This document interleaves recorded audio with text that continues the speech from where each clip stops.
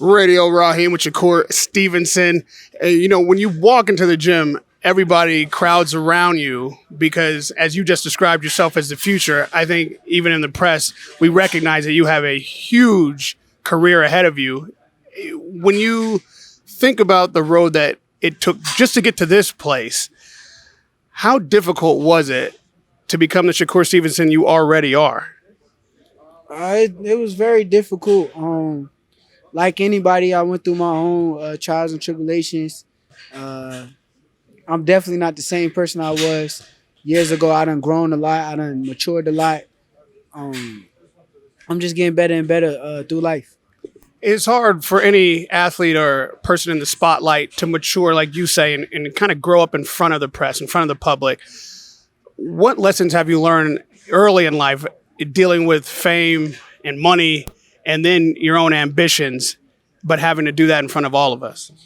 The main lesson that I learned is put it in your back pocket. Don't get too caught up in it. Honestly, for the younger kids coming up, I feel like keeping boxing first should always be your number one priority. And as I'm growing through the years, I kind of understand and realize, okay, boxing is first. The fame, the money, the all that stuff that comes second because without boxing, there is none of that stuff. So at the end of the day, I honestly don't really care for that stuff. I think it just come with it.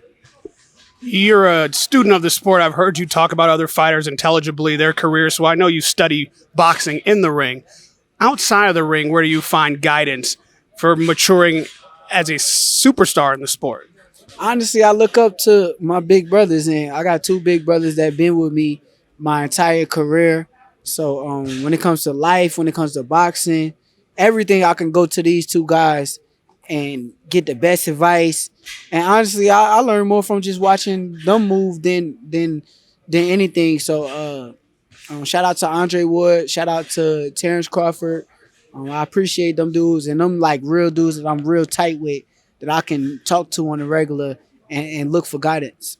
Even Andre Ward, like early in his career, and then had a hiccup when it potentially was his prime, having to be patient, having to be frustrated with not getting the fights that he wanted, and even at times not able to fight at all.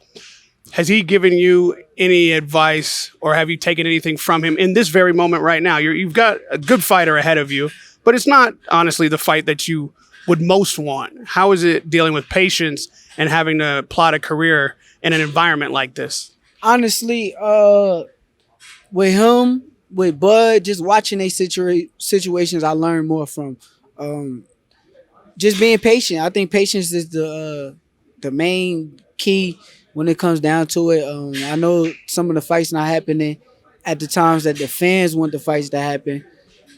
Honestly, I want the fights to happen at the same time. I'm ready for the biggest and best fights right now, but it comes down to being patient and staying focused. You gotta stay focused while you patient. You mentioned that, for instance, the Tank Davis fight, that can't be made on your terms because you're not the A-side fighter. Tank has put butts in the seats, as they say, sold pay-per-view. I put asses in seats too, though. And so my question is then, let's make sure that's known. What do you see as your path to stardom? Is it just your performance in the ring, or is there other elements that can get those butts in the seats and put you closer to the A-side in fights like this? Keep doing what I'm doing at the end of the day. Like I said, God created a lane for me. God put all of this stuff here for me. And I think that it's going exactly how he planned it, how it's written, and it's going the right way. So at the end of the day, I just got to keep doing what I'm doing. I'm focused. Everything happening how it's supposed to happen. Earlier this year, we all in the media and even the fighters yourselves speculate on what might be coming. We thought maybe a Lomachenko fight was ahead of you. Even we dreamed maybe a Tank fight by the end of this year. Knowing that those are your aspirations in the beginning of the year also, how do you make 24 the year that you would hope 23 had been? Like I said, I just got to keep doing what I'm doing. When you say to Lomachenko, I can't control if Lomachenko say no to fighting me. I can't control when he decides to say yes or when he feels like it's time to fight me.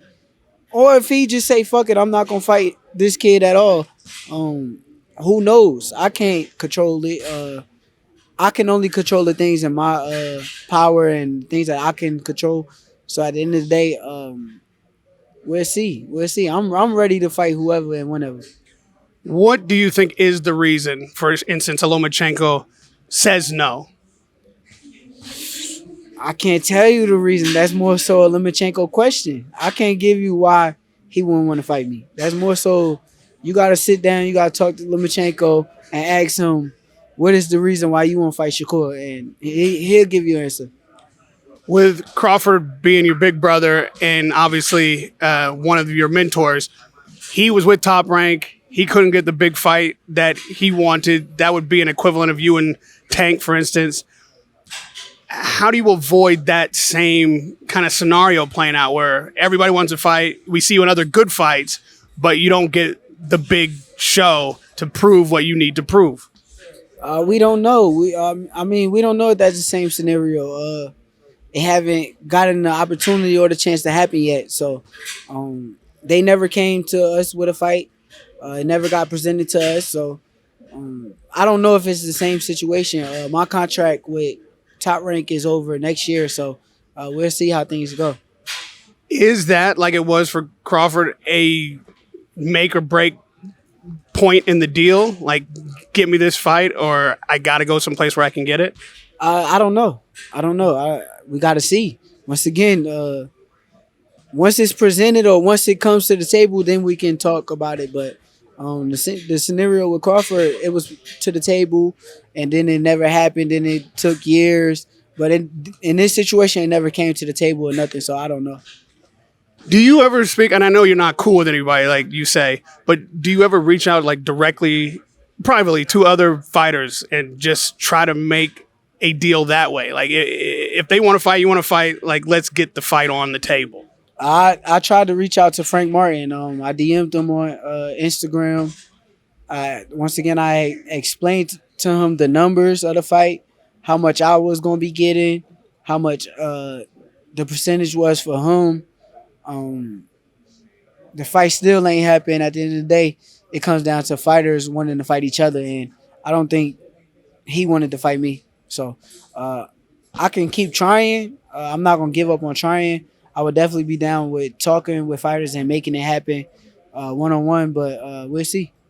Do you feel a little baited into the 135 division? Like you got here, it seemed like these fights were potentially going to happen because you're finally here. And now not only are you not getting the fights, but they're saying, well, you haven't fought anybody here yet. Nah, I don't feel that way. I feel like the lame thing that I've been seeing the most is before I got to 135, they was bigging up 135 to be the best division in boxing. And now that I'm here, I hear a lot of people talking about 140 now. Mm-hmm. And I think that's lame. I think that's very lame because it's like, how these people talking about 140? But when I came here, Shakur's at 135 now. Let's see who's the best in the division. So there's a lot of lame stuff going on, but I don't care. At 135, for instance, where's a big fight that puts your skill set front and center, that you can really kind of make the leap to a big fight and prove that not only you put butts in the seats, but get more eyeballs on a fight, like a Ryan Garcia, for instance? Is this a kind of fight that could, take your career to another level just because of the amount of attention it would get? With who? Ryan Garcia. Ryan, where we going to fight at? What weight? 35. I mean, you got to bring him down to 35. He's not coming to 35, though. Don't he fight 140? He ain't even fight Tank at 35. They fought at 136. So I don't see that happening anytime soon. But I would definitely be down for it if it was presented.